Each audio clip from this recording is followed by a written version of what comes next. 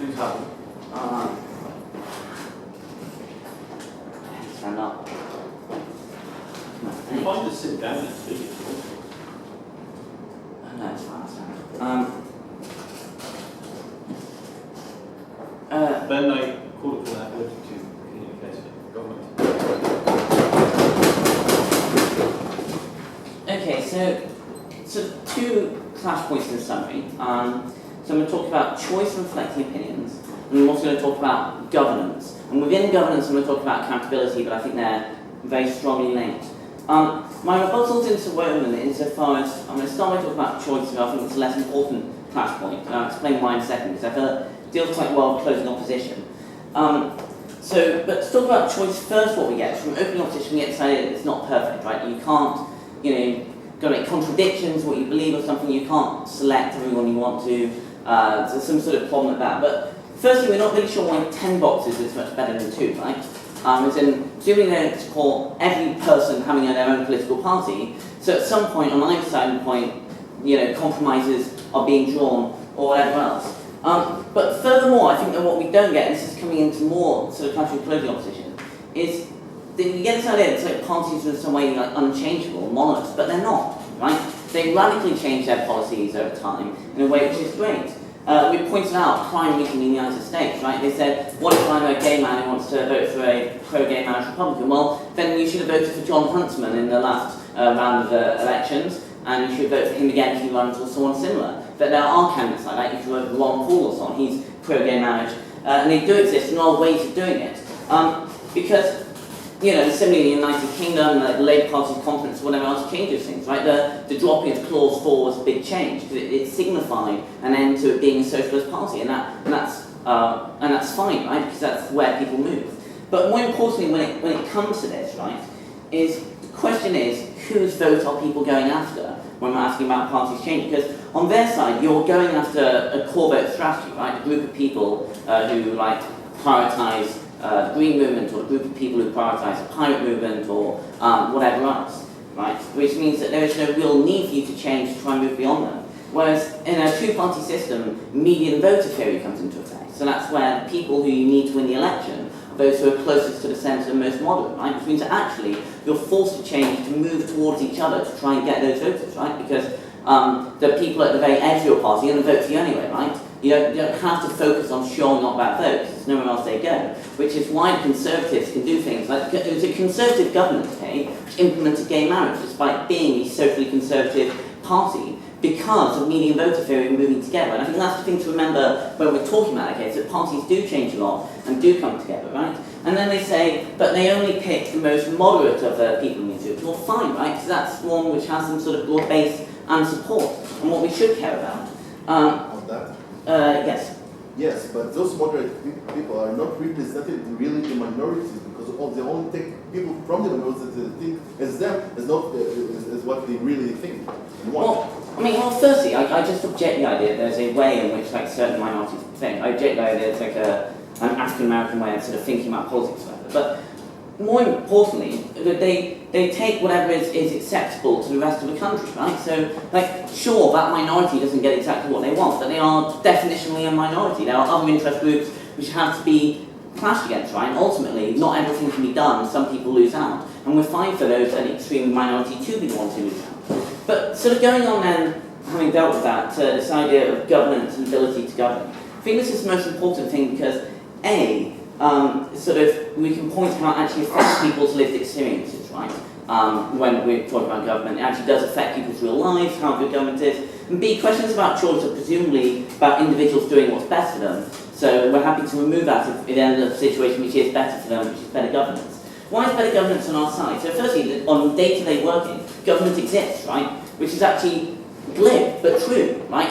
Knowing that government exists is itself a good thing for government, obviously. Secondly, you get joined up government, right? So this is a lot of stuff which Elliot talks about, because the real world isn't lots of different boxes and different ministries, but it's mixed together, right? But what happens when you have, a green person in charge of the environmental policy, but also a right-wing person in charge of the economic policy? So those two policies clash and undermine each other, right? Which means that you don't actually get sort of the government you want, right? Which is where the problem is. When you get these sort of clashing of interests within government, when you don't have sort of a fully sort of holistic view of government from any single person. You just get bad governance from that, right? Thirdly, the ability to implement long-term policy, right? So you won't. There's no chance that you'll have to face the voters within the next 6 weeks or something, because someone could pull out on you for a politically opportune reasons, right? Because in the middle of cuts, which might be good in the long term, but have short-term consequences, someone might politically want to move that and pull out on you. Because you're in the long term, you'll be judged in 5 years' time. So your aim as a party is to maximise how good people's lives will be in 5 years, right? And we think that is a better situation than a series of short-term effects where, because government could end at any second, because everyone has the ability to essentially call an election by pulling out government, that you sort of lots of short-term measures which add up to less, right? But then coming on to accountability, which is also very important, obviously, for good governance. It's better on our side, because as Todd passed say, you can't pass the bucket easily, right? But more importantly, is that everything is judged together holistically, right? So you don't just get judged on your environmental policy or whatever else, which is more accountable. Secondly, it means you always have a coherent opposition, which could potentially be in power, which can speak truth to power, which is important, right? Not only is fractured governance an issue, but fractured opposition is an issue they have to deal with too, right? The Tories at their very lowest ebb were at 25%, right? Which is very high and still could potentially win any election, right? And what that means is that you always have someone making the opposition argument, always have a check on power, which moderates things and is good and is what creates accountability, versus somewhere like India, say, where I know the BJP are in power now, but for a long time the INC were in power and no one else could challenge them because all the other parties were smaller, right? So even though the INC weren't winning majorities, the fact that they faced a fractured opposition meant there was no check on them being voted out. And that's really important, right? And then the third thing of this is actually the ability to be voted out, right? And to potentially lose your seat and whatever else is important check on accountability, right? If it's the case that the people who support the Greens will always vote for the Green person, and there's no change on that, then you can't be voted out as a politician in the same way. But also, it's maybe the case that a small party is essentially part of every coalition, right? They're the sort of the bellweight in the middle, which will guarantee any coalition. Those people are then permanently in power and are no longer held to the electorate in the way they should be, right? In a way in which, Likud, say, have been in power for a very long time because they're able to form different coalitions. It's impossible for voters to remove them, which means that accountability, which is what makes democracy good at the end, doesn't exist. Very counter-proposed. I'm going to... sorry. Well, thanks, Steve, for some marks. Call the call. It just needs water, I think, out of this really hot room. Yeah. You should stay out and run from the Sorry. I'll call upon Near to close the case for the present opposition.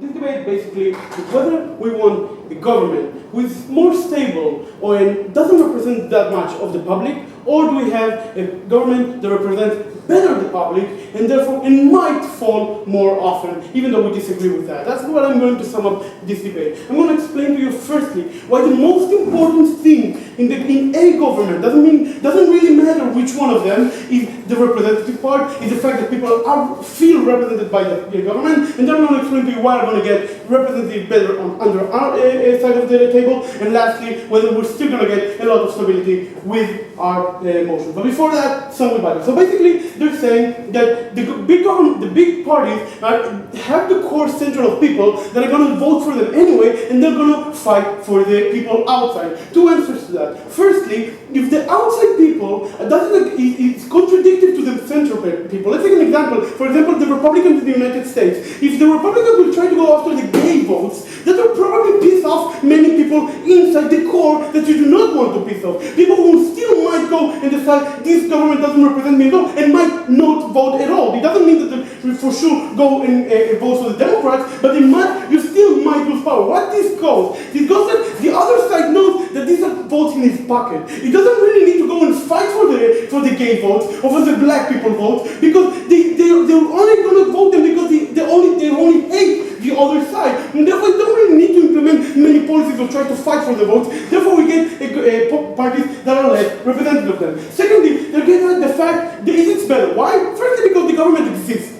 So what? Even if the government exists, but it doesn't represent the people, we say very clearly that we do not want this government. We want the government to represent the people as much as possible. And lastly, they talk about the long term. We're going to get better long-term decisions. We say no, because what we want is a government that listens to the public right now. If the people doesn't want some long-term effect, then do you think that the government shouldn't do it? If they do want, they need to go through the press, through every sort of political way we have in our democracy, and convince the people and get a mandate to doing harsh decisions. We didn't get from the proposition side any explanation why the public cannot make these decisions. We do not understand why the public cannot weigh the good on the short term over the long term. That's what I asked in the PI for the first proposition. Why the public cannot make all of these things, all this rational thinking, and decide they want to vote for someone who will be better for this country on the long term. Not yet.